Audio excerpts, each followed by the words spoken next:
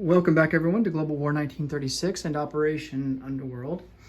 In this video we're doing turn 11 for the KMT and the United States. So let's get right to the KMT.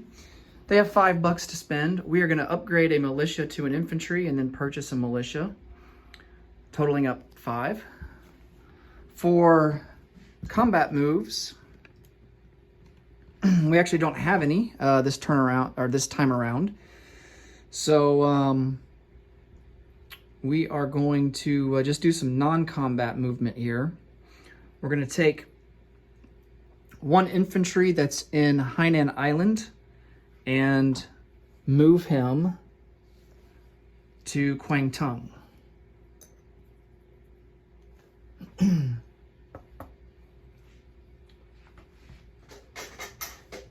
that will give us 7 infantry there in Kwangtung.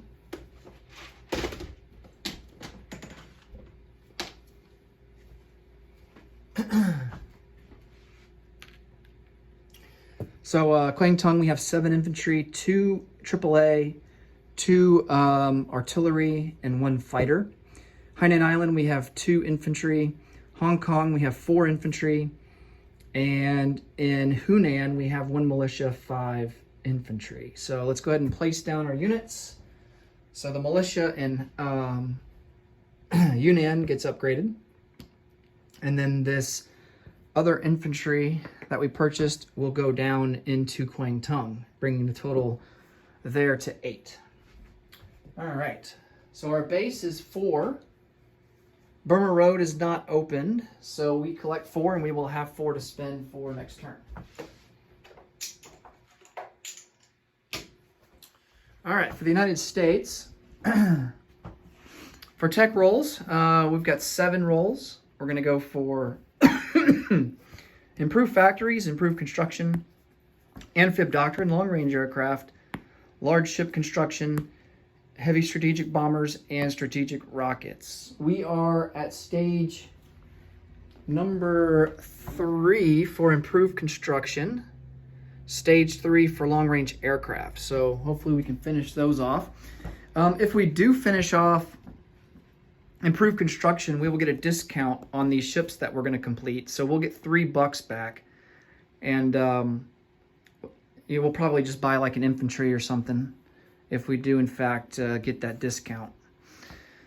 For other purchases, we're going to spend $12 by a strategic bomber, $12 by a jet fighter, $4 and by a marine, and then going to round it out by trying to fill out our newly acquired carriers here. So $21 for a fighter and a tactical bomber, and then another $10 for another naval fighter. All right. Let's do our tech rolls.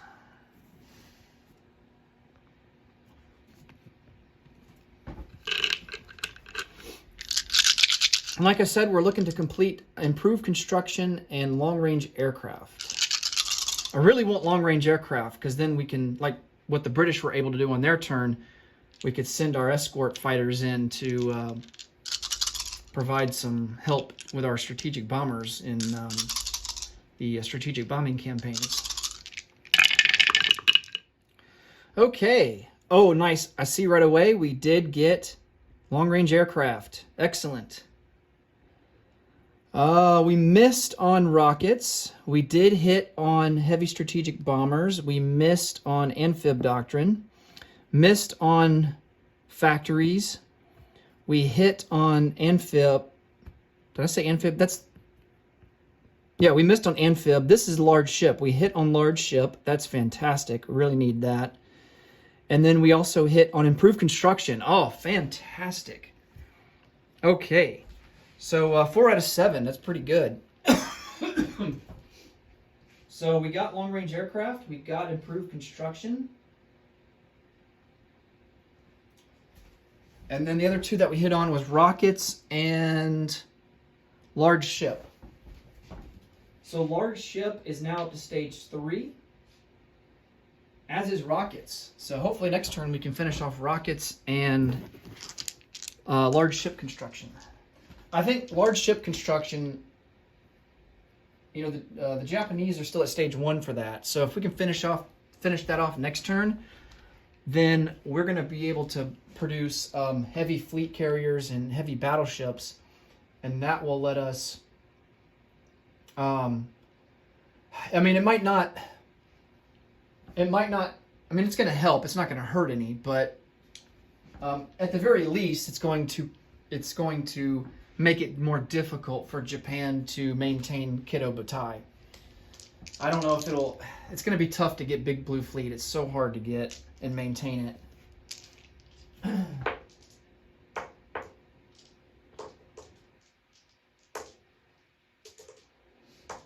All right, just going to put these dice away.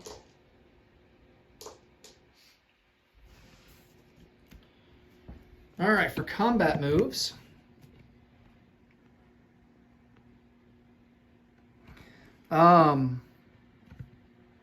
Let me get the $3 because it's going to be cheaper for us now. It's only going to cost 13 instead of 16. And then with that $3, we're going to buy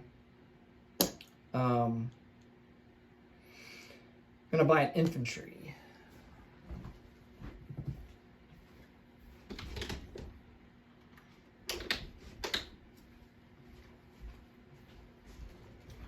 Okay.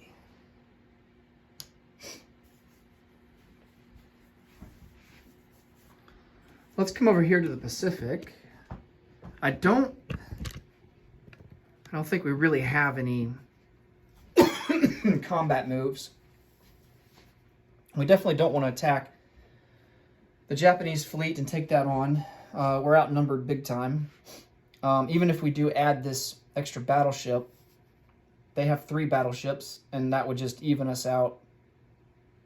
They outnumber us with planes. They outnumber us carriers. They outnumber us. Let's see. They outnumber us with heavy cruisers, and it looks like we're pretty much even with destroyers. So odds are definitely not in our favor. So I think we're going to look elsewhere to find any combat. Let's move both of these coastal subs into P16, and we're going to... Oh, can we convoy raid? Yeah, we can convoy raid that line. There's still one more damage that can be done there. So we're going to do that. Let's see. Let's come over here to the Atlantic.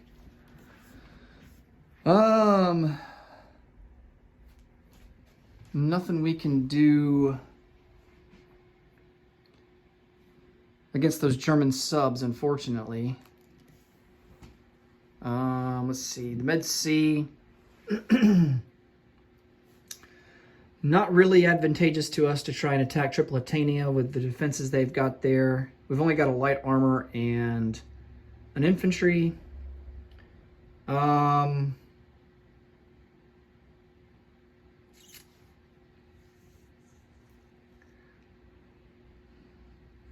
tell you what, though. Here's what we can do. We have 2 infantry in Gibraltar. We're going to take this naval transport out of port, come over 1, and we're going to do an amphib assault into Tripolitania. That way, our 2 battleships can support us using shore bombardment, and then the fighter and the tactical will come off the carrier and support that. And then we'll also bring in a light armor from Tripoli along with an extra infantry. All right. Tripolitania is not worth anything. But at the very least, maybe we can start to push east and put the squeeze on the Italians and the Germans here in North Africa. We don't have any strategic... We do have a medium bomber in southern England, but we don't want to just send him by himself. I don't think we have any fighters either. Yeah, we're going to have to get some material up there to England. We are building the strategic bomber and the jet fighter, so that will help in that endeavor. Let's see if there's anything else. I don't really think there's any more combat to do. So let's resolve what we got.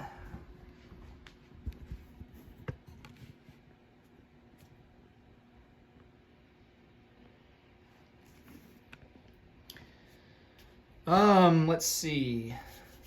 Let's do the convoy rating.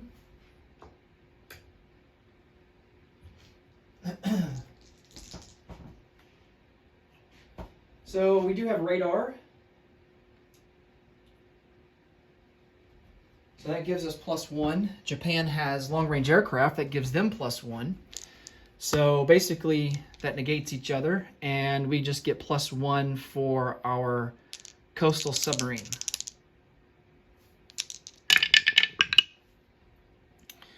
And we do the damage to max out the line.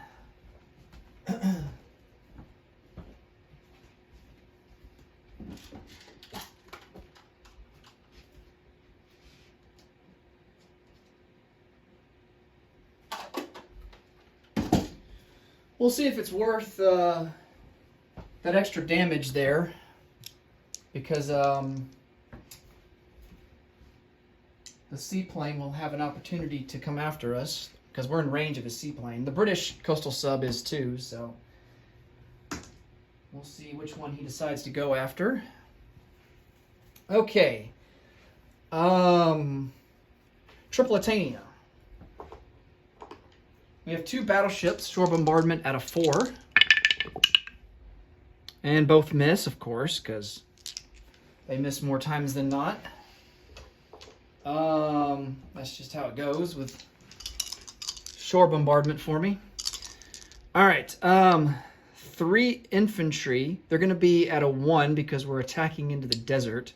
The light armor is going to be at a 2. Oh yeah, the light armor. Yeah, so only 2 of the infantry are doing the amphibious assault. All misses. Okay, the light armor at a 2. That's a miss. Fighter at a 6. That's a hit. And then we have a tactical at a 7. And, oh man, just barely a miss. All right. He has 2 defending at a 4. Both misses. All right, he'll lose the infantry. I'm going to go on to round 2.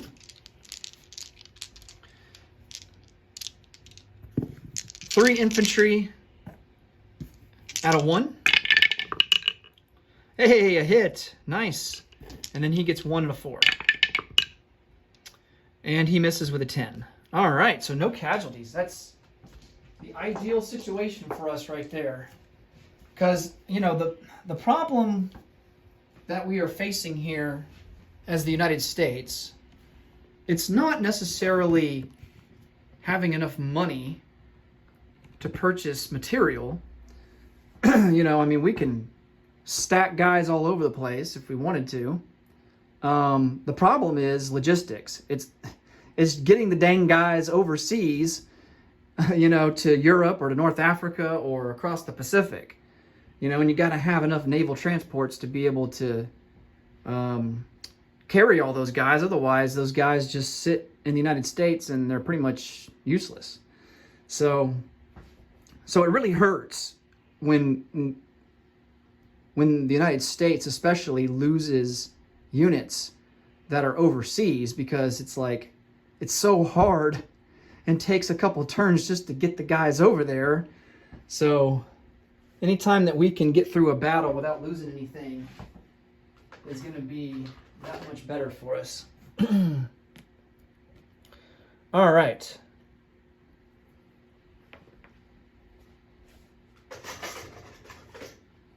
I'm going to chip out this guy here.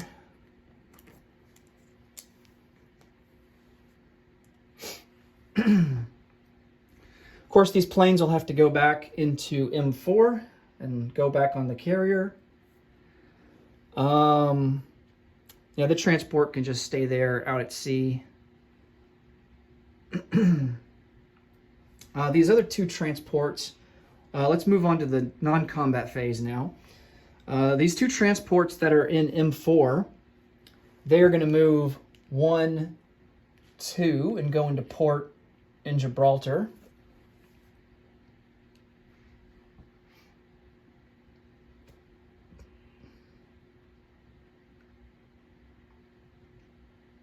Oh my goodness. We can't buy an infantry with that extra $3. I just realized that. We've got convoy rating to account for. All right, so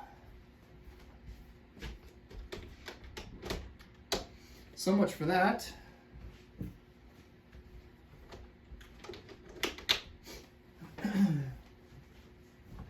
Okay, that's all sorted out.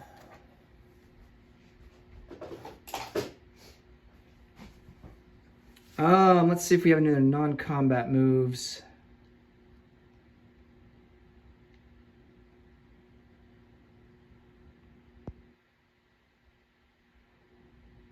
Let's take the seaplane that's in Gibraltar. He's going to move 1, 2, 3, 4, 5 to Puerto Rico.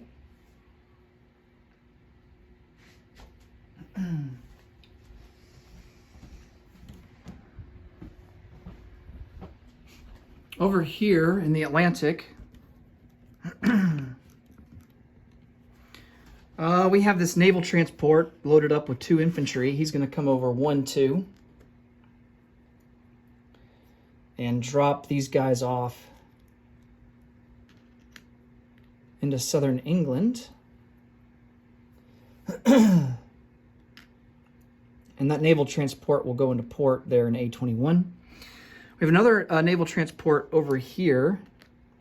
He's going to pick up an infantry in a medium armor, come out 1, 2, 3, and chill out in A19. I need to get some sculpts.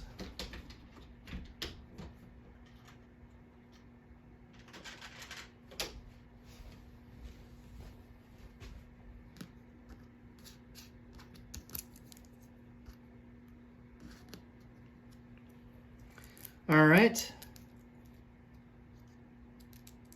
2 coastal subs that are in A28 will come up 1 into A21.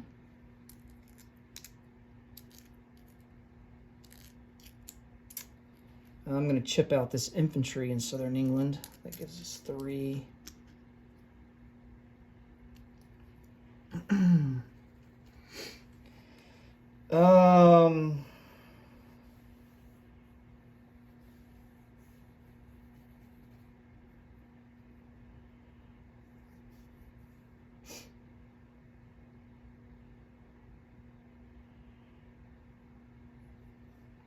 I think that's going to be all the moves for the Atlantic.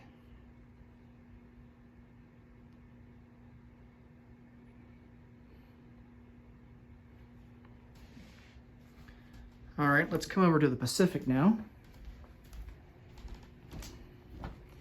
Definitely want to get our fleet out of the way, because we would suffer quite a bit of losses.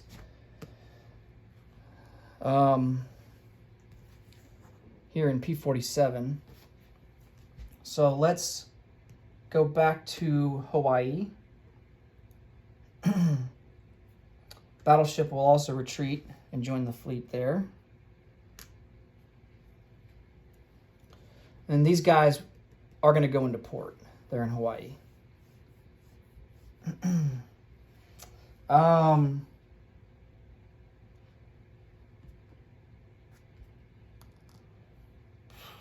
Man.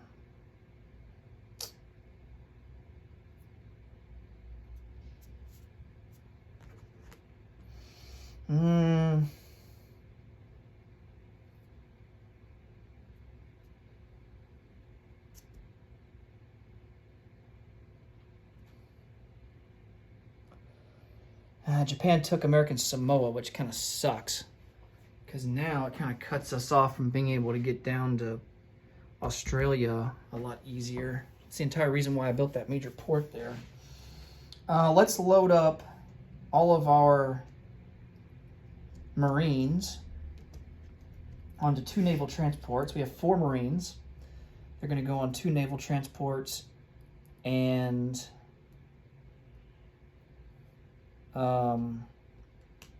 drop them off in Hawaii. And then those 2 naval transports will join our main fleet there in port in Hawaii.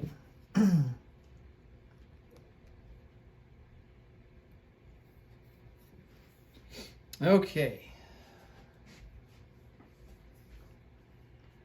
Let's place some units now.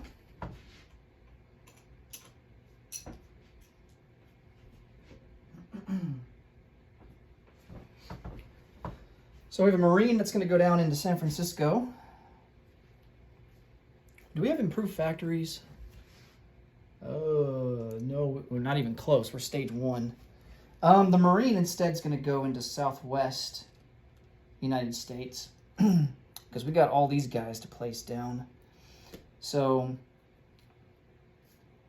the battleship will actually get produced at Southwest United States.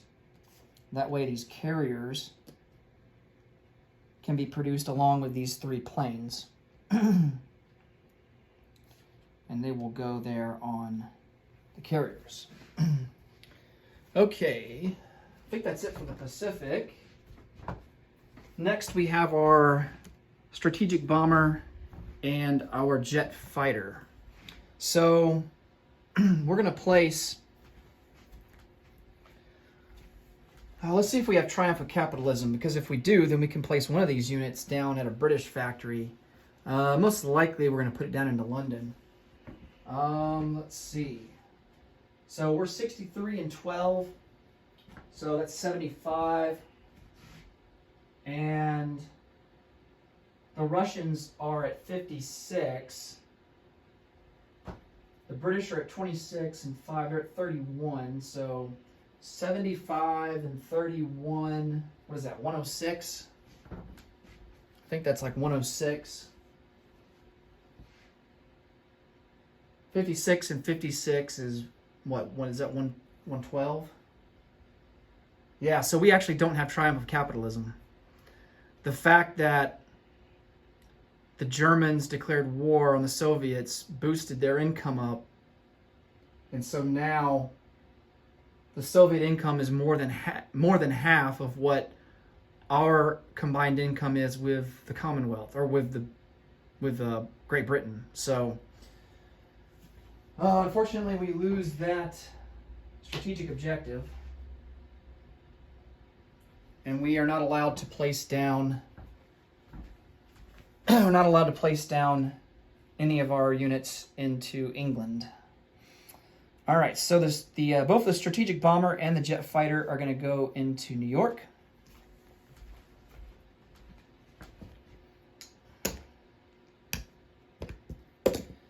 And then for our income,